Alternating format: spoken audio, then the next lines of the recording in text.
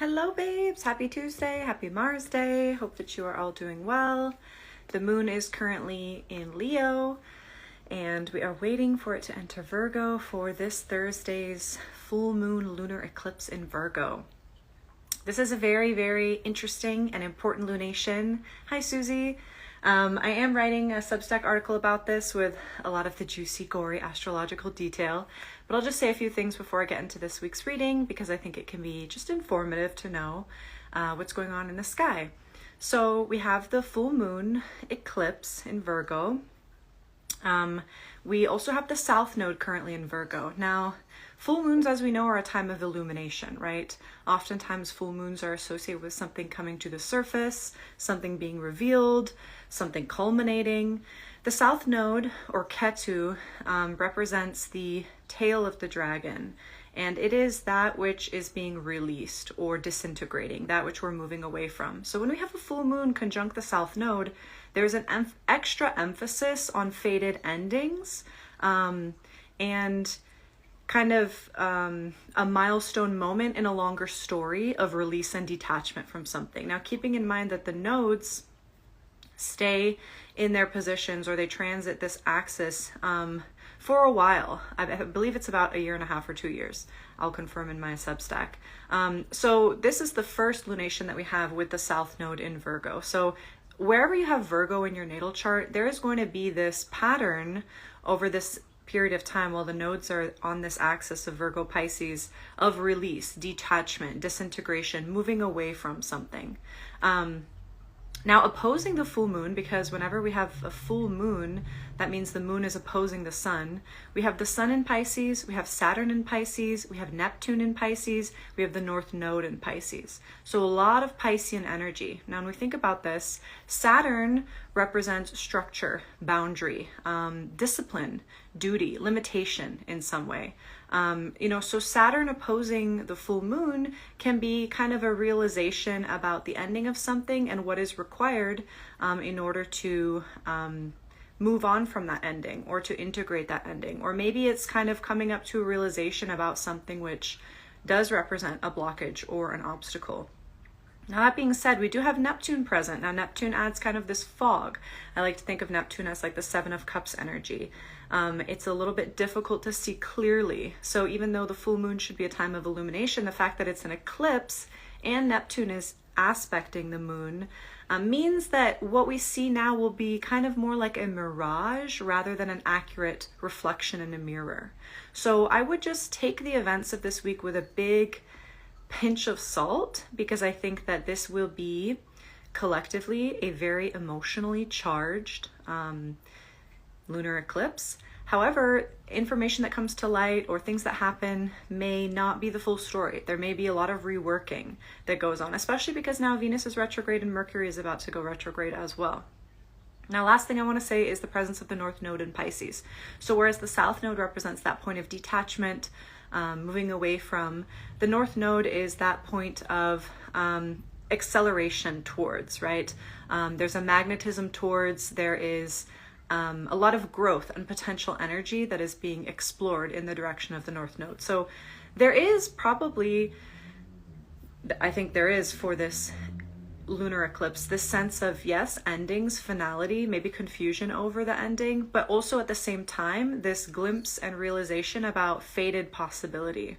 It's like some things need to end or go in order for other things to begin or become available as options. Okay, so it's not all doom and gloom. I would think about where you have Pisces in your chart. This is probably an area where you're going to feel some awareness about the boundaries or limitations, while at the same time also having a broader vision, an expanded vision of possibility. So although it may not be possible or advisable to immediately move forward on the revelations that are coming forward, there is a lot of processing happening. Now, the last thing I'll say about this before I get onto the tarot is thinking about the signs, right? So Virgo, the lunar eclipse being in Virgo with the South Node. Virgo rules the digestive system. Virgo is a Mercury-ruled sign. Virgo has a lot to do with the logical processing, pattern finding, organization of information, and with our nervous system. So with the lunar eclipse and the South Node in Virgo, I do feel like there is an emphasis on healing and detoxing, energetic detoxing, physical detoxing.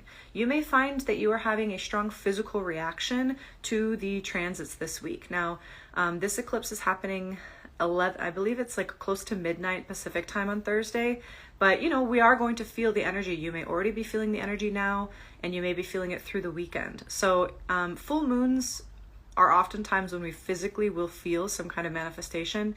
With the presence of the South Node there in Virgo, this could be, you know, digestive issues. This could be flare-ups of health issues. And it could also just be an increased awareness about where you need to detox, where you want to embrace healing, right? Not just physical healing, but also mental healing. I think this is a really, really powerful time to recommit to a healing practice. So yeah, I think that's kind of all I want to say about the astrology. I just want to kind of preface that because I think it will be helpful for whatever comes through in this reading. So my aim with this reading is just to give us a little message for the eclipse, a little bit of guidance to anchor us. As I said, I will also be posting this Substack article, which will have also some journal prompt ideas for you in terms of integrating the energy. Now, today I'm going to be using, oh my gosh, I forgot what this is called. I haven't used this deck in so long. It's botanical something. You may recognize it. This is a really beautiful deck. I do have the little guidebook here with me because I still have not memorized by heart these cards. But this is a deck basically that's using different plants. So I thought it was very Virgo in, bringing a little bit of that earth energy here. So can we get a message, please? 3 cards for my babes for this lunar eclipse in Virgo. Okay. We have the Two of Wands. Interesting. This is a card that's been coming up for me in client readings this week. So, Two of Wands. Oh, and let me check actually what is the flower, because that's something I like about this deck. That was kind of the reason why I chose it today. So just bear with me today as I try to familiarize myself with this a little more. So this is a snapdragon. Okay, so first I'm going to read you this little description of the plant, and then we'll get into the message. Originally a Mediterranean wildflower known as calf snout or lion snap, snapdragons look like a mouth speaking when squeezed. Will overtake a garden if not carefully watched. The wands are Egyptian waz scepters. That's another thing that I like about this deck, and I will find out what it's called. Actually, I'm sure it says right here. Botanica. Okay, there we go. I was pretty close. Botanica is that all of the wands, the swords, the pentacles, the cups in this deck, they are like culturally specific, and they are representations of like archaeological objects or mythical objects. So it adds kind of an extra magical element. So here we have the snapdragon. So this is a plant that can easily become invasive. And this is a plant that also mimics the function of a mouth when we squeeze it up and down. I didn't know that. That's interesting. Something to experiment with next time that you encounter a snapdragon. So message coming through here with the Two of Wands. This is really a card which speaks about expansion. It speaks about the recognition of possibility in the projection of our creative energy, our life force, our willpower. I like to think about this Two of Wands almost as like a fork in the road. Now, it's not necessarily a fork in the road as in a choice, but more in the sense of like there are multiple timelines, there are multiple directions, there are options, right? There's a branching off, and there's this opportunity to choose and to really be kind of bold and imaginative and hopeful in deciding where am I going to invest my energy, which path am I going to walk to get myself to where I'm trying to go. Now, Two of Wands, I think, is a card which reminds us that there is more than we know right now. There is more than we're consciously experiencing right now. There is more than we can imagine and see for ourselves or even claim right now. This is a card which asks you to zoom out a little bit and to think specifically about like what path would you like to walk? Which direction would you like to go? And not to really worry too much about the feasibility of that thing, but rather allow yourself to think about what it would be like if that path were open and clear and available to you now. How would it feel in your body? You know, the wands, this is fire energy. They speak a lot to that passion, that drive, that internal momentum that provokes us to go out and exert ourselves in the world. This is not an interior energy. This is a very externally focused energy. So I think that this is a really beautiful omen in a way for this eclipse, which speaks about the fact that even if certain things may be ending, even if certain stories may be wrapping up, even if we may be coming upon blockages or obstacles, there are more doors to open than we realize. Okay, now that does not necessarily mean you're immediately going to be taking the plunge into opening those doors and seeing what's behind, but you are being encouraged to keep this attitude of open-mindedness.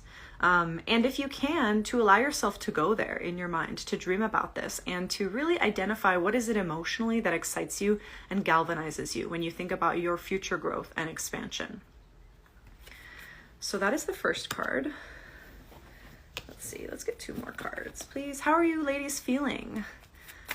I've been feeling super sleepy, but other than that, honestly, I feel pretty good. I have been feeling really called to like examine my diet and maybe do like an elimination diet to identify some sensitivities for my gut. So I feel like that is something that I'm going to commit to doing or beginning around this time of the eclipse, but I'd be curious to know, how are you guys experiencing this energy? Are you worried about it? Do you feel good? Do you have any questions? Okay. Just 1 card, please. Been feeling on the urge of illness without actually being ill, so that's hitting. Yeah, you know, there's like a lot.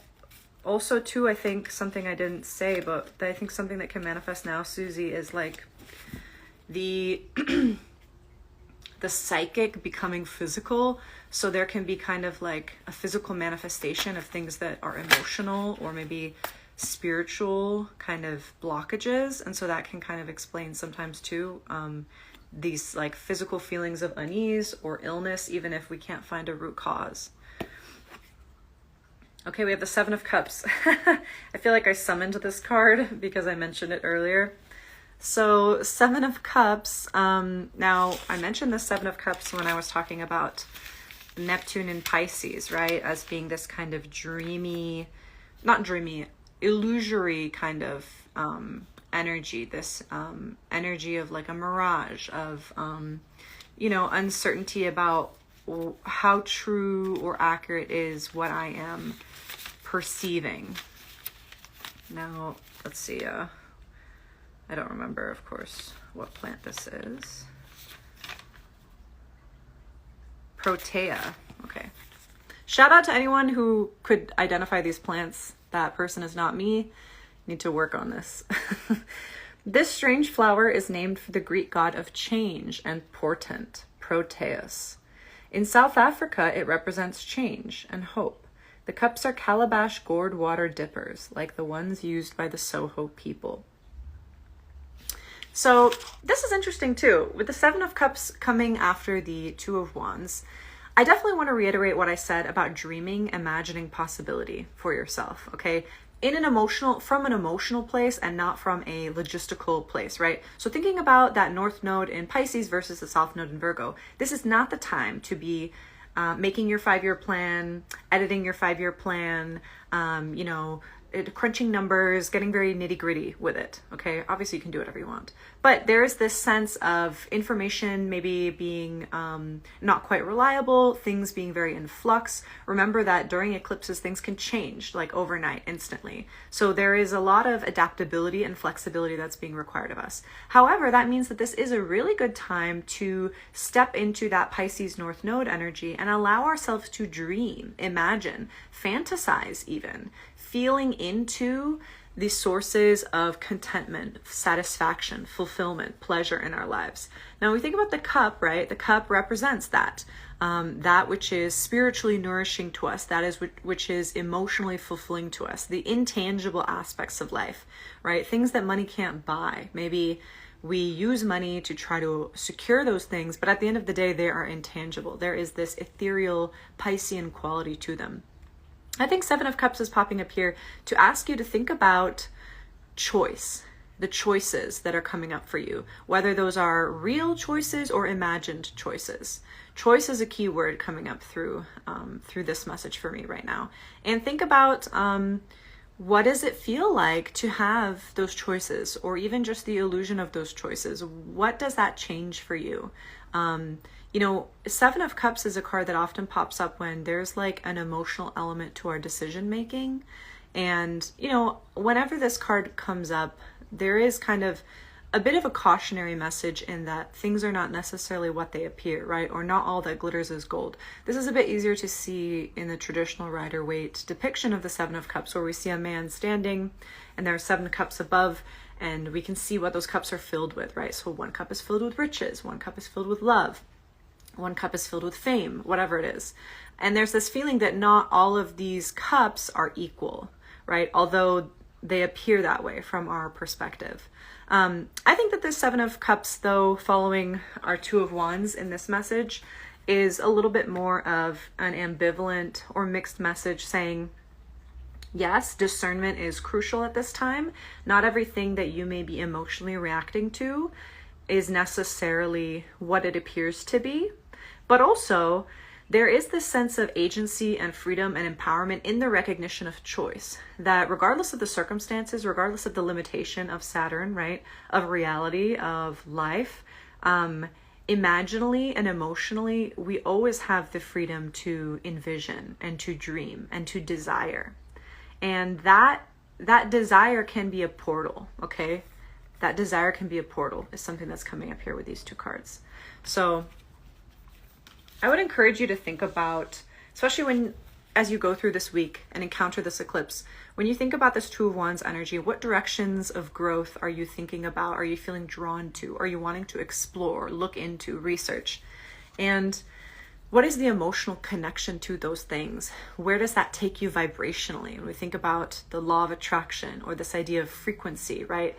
The whole idea is that the frequency or the energetic vibration that you focus on, right, which is grounded in an emotion, like let's say guilt or resentment or hope or excitement, right, that energetic vibration creates basically an environment to attract or repel certain experiences. And so if you can hold a vibration, they say 17 seconds is long enough to start to see movement.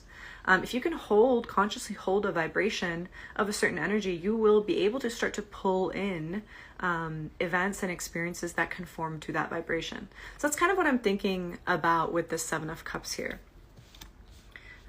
Energetic awareness, energetic manipulation, not in a sense of you being manipulated, but you consciously choosing to interface with the matrix that way. Okay, let's do one more card here. Oh, okay. Here she is. We have the Four of Swords. Oh, how beautiful. This is my favorite one today, I think. Four of Swords, and don't know what that is. Let's see. What are you, baby? What I should really do is make some flashcards for myself so that I can confidently be like, yes, I know this is a Protea. Snowdrop. Okay. Snowdrop. Snowdrops symbolize hope and purity. Possibly the herb moly given to Odysseus by Hermes to ward off evil magic.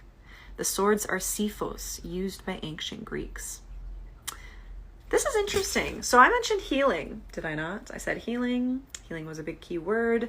This is giving me big healing energy, this snowdrop here, okay? Now it's interesting too, the connection with Greek mythology. When we think about Odysseus being gifted by Hermes. Now Hermes is Mercury, right? Hermes rules Virgo. There's this sense of protection from evil magic, protection from those limiting forces that would sap our life energy, that would tell us we don't have what it takes to go to where we're trying to go, that we don't have agency or options to choose. Susie says, I adore Hermes. I do as well. We love him down. This card, I think, is really pointing to the fact that rest and inaction can be extremely beneficial. It can be extremely healing. It can be extremely illuminating and clarifying. And that, you don't necessarily need to immediately act on the information that you're receiving this week. It is okay to hold yourself in that liminal space between the ending of something and the beginning of something else. It is okay to take your time and to process and to digest and to really distill kind of what is the medicine from this experience? What is the takeaway from this experience? What do I need to consciously release? What do I need to make space for? Four of Swords is a card that whenever it pops up, I'm like, if you can't take a vacation, if you can't take a day off, then at least book like 2 hours on your calendar just to do nothing, just to be with yourself, to be with your body, to do nothing, right? And these 2 hours or whatever, this is not time to be scrolling on social media, whatever. Truly doing nothing, sitting with yourself, noticing what comes up for me. Now, the reason I say that is because this is Swords, right? Four of Swords. Here they are. I was like, where are they? Here they are. The sword, as we know, represents the element of air. It represents logical processing, right? So although Virgo is a mutable earth sign, because it is ruled by Mercury, Virgo, and I know this well being a Virgo rising with Mars and Chiron in Virgo, Virgo is a very heady sign. Virgo is constantly trying to understand, analyze, process, systematize, draw conclusions, okay? So this is a time when we may be really tempted to draw conclusions and immediately act on the basis of those conclusions. But what the cards are asking us to do is to first allow ourselves to think about what next, okay? Think about further down the road, zoom out a little bit in terms of where do we want our energy to go, and to really feel into the possibility. How do different feelings sit in our bodies? How do different possibilities provoke a physical or emotional response? And then to just sit in that, to just sit with that, and to really allow ourselves to do some unconscious processing, okay? Now, Four of Swords is a card which follows the Three of Swords, right? Three of Swords is often known as the heartbreak card. You will recognize it from the Rider-Waite as like the heart with the three swords pierced through it. I know nobody likes to see that card. That is a really painful card. It pops up when we've been really disappointed, we've been really hurt, we've been betrayed, we've been let down in some way. And the reason that it is the Three of Swords and not the Cup, for instance, is because, in my opinion, what makes that experience of grief, betrayal, mourning so painful is often the narrative associated with it, or the stories, or the beliefs, or the conclusions associated with it. This happened, therefore, right? This person dumped me, therefore I am unlovable. Whatever it is, right? And that is what takes a lot of time to heal, is those swords, those beliefs, those stories, because those are things that persist even after maybe the wound has closed. The Four of Swords follows the Three of Swords because it speaks to the need to take our time with processing and with recognizing what are the stories that come up for me? What are the beliefs that rise to the surface for me? And to really sit with them and ask myself, is this something that is helping me or hindering me from moving on, from recovering? Now, I don't say moving on cavalierly, like, oh, we'll just get over it, think about it and get over it. No, but really when we think about the South Node in Virgo, right? And this knowledge of that we are going to be detaching, moving away from something. Four of Swords is a card which asks us to make that choice, happily, knowing that it's for our greatest good, right? That there's this element of healing involved. Now with the snowdrop too, it makes me think about the fact that like, sometimes we do need to purge or release something from our system in order to heal, right? Think about like when you get a splinter and in your toe or something like that, and it causes inflammation. It gets red, it swells up. Now the whole area is tender to the touch. It hurts to walk on. Something that's very small becomes a bigger issue, and it's not something that we can heal from or move on from until we address it and remove it, right? And there is this healing process which is not totally within our control. That's the other thing with this Four of Swords, is that the timeline is not necessarily in your control, and there's often this feeling of being stuck or being behind or being delayed. And what I want to say with that is like the timeline is as it should be, right? It's our conception, our limiting human conception, that makes us feel like we're behind or we need to hurry or catch up. So I feel like with these three cards, Two of Wands, Seven of Cups, and Four of Swords, basically this week we really want to notice like what what am I thinking about when it comes to what I can do, what I can be, where I can go in the future? How do I feel when I entertain the possibility of different outcomes?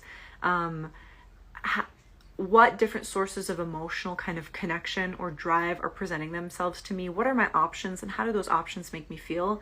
And then allowing ourselves to sit with that and see how our body responds. And to also just sit with whatever information comes to light, because I think surely, I mean, there's already been so many things that have come up in the news this week alone, right? I'm sure that things will continue to intensify politically as we go through the week. So there's going to be a lot of information thrown at us, and there may be a tendency to react immediately. And I think what the cards are saying is, as much as you can, try not to act, right, impulsively on what you are hearing or seeing or learning. Take some time to create a space for processing, okay? I think you may be surprised by how much your feelings may change, even within the space of, let's say, a week from now. Now, we do have another eclipse coming up, a solar eclipse on the 29th of March in Aries. So this is jumping back to the last axis where the north and south node were. So that is going to be the wrap up of that story, of those transits of the nodes through your chart. So, you know, we are in a very sticky time when a lot of things may be changing, a lot is in flux. So I think this is why we're being encouraged to be less reactive and be more reflective. Okay, I'm going to pull 2 oracle cards. Today we are using the Eternal Crystals Oracle deck and the Wild Whiskers. It's been a while since I used this crystal deck. So she always hits. So I saw her and I was like, hello, let's bring you out. And I also think crystals are very Virgoan, right? Now, whether you like crystals or not, whether you believe crystals have any, you know, magical or healing properties, crystals are very concentrated forms of energy, which can be used therapeutically. So if ever there was a time to use a crystal, I feel like this eclipse might be that time. Whoop. Okay, can we get 1 card, please, for my babes? Oh, okay. That was 2. I guess we'll just do it. We have Jade, good luck, heart chakra, and Angelite, angels, throat and crown chakras.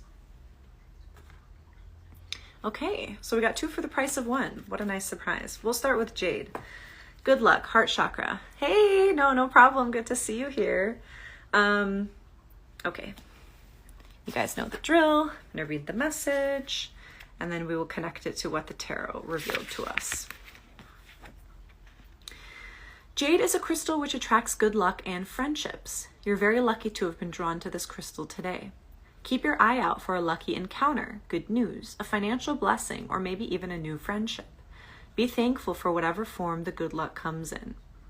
Jade is linked to the heart chakra and has also been associated with attracting love and money into your life. To attract money or improve your finances, you need to focus on remaining positive and visualize yourself achieving financial success. If the financial success doesn't show up straight away, don't give up. Acknowledge the wealth you already have and trust that you are making steady progress to greater abundance. To attract more love into your life, you need to first love and nurture yourself. Cleanse yourself physically and mentally. See yourself as a clear vessel of light. Refresh yourself with clean, clear energy.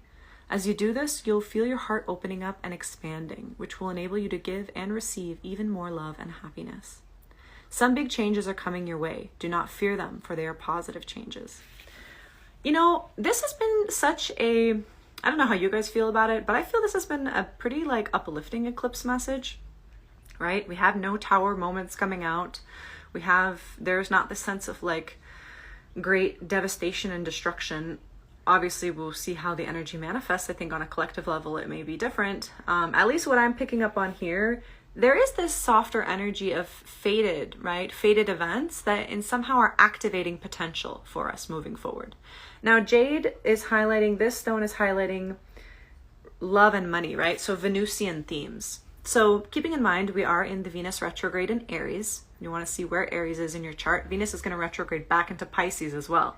So Aries and Pisces are areas that are going to be activated for you. Now, Venus is the planet that represents love, abundance, prosperity, connection, social kind of harmony.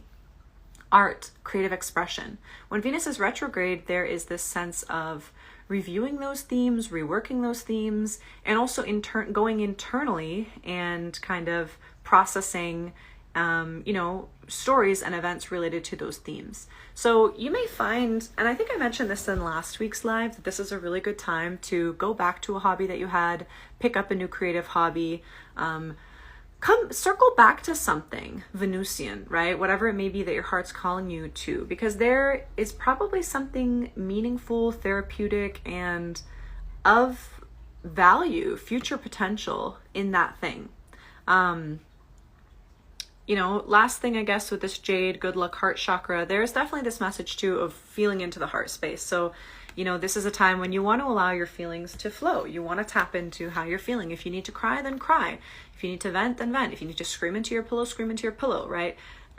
This card and the green crystals in general are really telling you it's okay to be honest with yourself about how you're feeling, because as long as you can create an outlet for those feelings, then you allow the energy to flow. And if you don't like what you're experiencing, then something else can come in, right?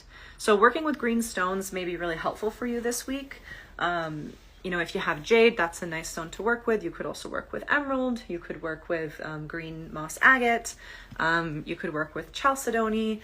There's so many to choose from. Okay, second one we have is angelite, angels. And this is throat and crown chakras. I love that the angels are showing up. Number 2, let's see, what do they have to say?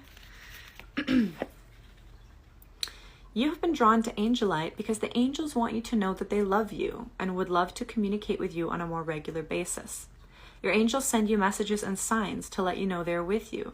Look out for these signs. You may find a white feather or a coin with a significant year on it, or you may see a bird, butterfly, or dragonfly which hovers near you or tries to get your attention.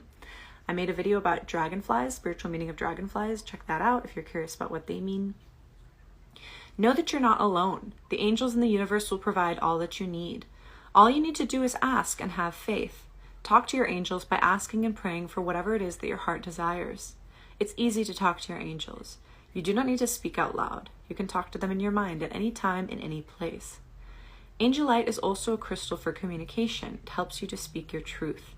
If you have something important to say, your angels can help you to communicate the right words with love and compassion. So this, I think, is also very Piscean in nature. We're being reminded that we are not alone in navigating this time of uncertainty, challenge, confusion, endings, blockages, restriction, right? That we have divine support and guidance available to us. And there's nothing elaborate that we need to do to access this. You do not need to set up an elaborate ritual. You do not need to stay up till 3 a.m. and recite a long chant. You don't need to do anything other than be open and ask.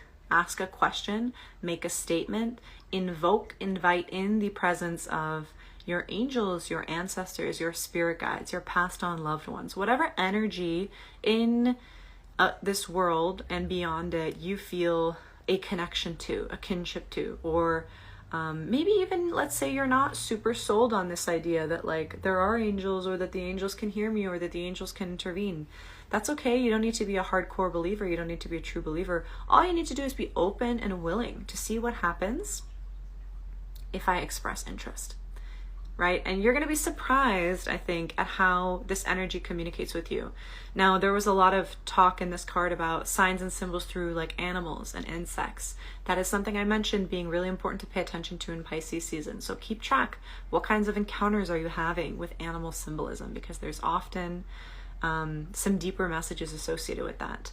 When it comes to communicating with your angels, let's say that there's a problem that you've been mulling over, you're not sure how to resolve, or there's a piece of information that you're looking for that you can't find.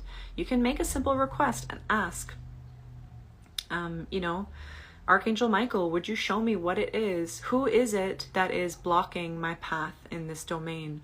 What can you cloak me with your protection as I move through this challenging circumstance, right? I would encourage you, if you're at all intrigued by this, to look into, kind of which angels to invoke for different purposes and see if you are feeling called to connect with a particular angel or particular angels. because angelic presence is very real and accessible to you right now and always, but being highlighted right now. Okay, we're going to do one more card, and this is from the Wild Whiskers Oracle deck. This is a creature with a message for us. And I thought I saw a flipper. Yes. The Clever Crow. Mystery, judgment, and clairvoyance. Observer of birth, life, and death. Teach me creative and destructive magic. Very interesting. This is a card that has also been coming up a lot in client readings this week. So the crows are very mystical, right? They're very mystical creatures. They're very mystical figures. They are associated with our intuition. They are associated with psychic communication. They are associated with the other side, with the spirit world, with, these entities that maybe we may not be able to physically see or observe or interact with. So the crow in many ways is a messenger, right? Now crows have been associated with omens. Some people think that it's unlucky, right, to see crows or to come across a certain number of crows. I would say that everything depends, right, on your reaction and your response to it. That is what is really informative. The thing about the signs and the symbols is they don't necessarily have fixed meanings. We have general themes that we can kind of associate with them, but the mythologies and the beliefs really do vary depending on culture, depending on time and space. So I would say not to be afraid if you, have maybe reservations about what that would mean if you were to encounter a crow. Susie says, I just spent a minute with a crow drinking water yesterday. Oh, so cute. I think they're so cute. There's this person on Twitter, and I refuse to call it X. It's always going to be Twitter to me. There's a person on Twitter who has been cultivating this relationship with this crow, and the crow really loves ice. I didn't know that they loved ice. I mean, who doesn't? But he will bring the crow a cup of ice, and it's really cute seeing how he picks at it, and it's just, they're really smart. They're super intelligent animals. They know how to operate crosswalks. They're very funny creatures. So I love that for you, that you've been hanging out with the crows. I think beyond the animal symbolism, we want to look out for crow symbolism. What the crow is really asking us to think about is the spirit world, that which is beyond, right? The things that are not necessarily overt. And I think this fits in very nicely with this Seven of Cups energy. The crow is asking us to think about the fact that during eclipse season, this is a time of portals opening and closing, right? There are multiple realities, multiple timelines that are being kind of made, that are hinting at their existence to us, and maybe making themselves overt momentarily, maybe flashing in our conscious awareness through dreams or through symbolism. But there is this sense of expansion, right? Energetic expansion. And I think what the crow is asking us to do is to stay curious, to stay wondrous, to believe that there is something deeper than what it appears to be on the surface. Because I think with the South Node in Virgo right now, we may really be having a tendency to take things at face value and to try to reason our way out of what that means and what that provokes emotionally. And with the North Node in Pisces, I think we're really being encouraged to move in the opposite direction, which is in the direction of faith, in the direction of belief, in the direction of magic, whatever that means to you, and to not be afraid of working with that, okay? And seeing how much control and power and agency you can actually exert in that domain, which nobody else can touch, right? Remembering that you are spiritually protected. And if you doubt that you're spiritually protected, if you feel that you're under attack, energetic or spiritual attack, you're not alone in defending yourself. And all you need to do is call upon your angels, your ancestors, your spirit team to defend you, and they will show up for you, okay? So that is the last message that I have. If anyone would like me to pull a card, I would be more than happy to do so. Otherwise, I will see you guys next week for another reading post-eclipse, and we will see what the vibe is when the dust hopefully has settled a little bit. I don't know if that is even going to be a thing given how much is going on this month, astrologically and otherwise. I will be posting a Substack article going into this in a little more detail, so stay tuned for that. And if you're interested in a reading, I feel free to message me. I am going to be revamping my website a little bit, so probably that's going to be going offline for a while. but I will still be taking bookings. So if you want to book with me, just feel free to DM me. Susie says, honestly, this reading was already exactly what I needed to hear. Thank you. You are so welcome. Thank you for showing up. Yeah, come back to it, you know, if anything develops over the course of the week. And as always, let me know if you have any questions, any comments, and I will see you guys around. So take care, drink lots of fluids, rest, cry if you need to, and stay blessed. I'll see you next time.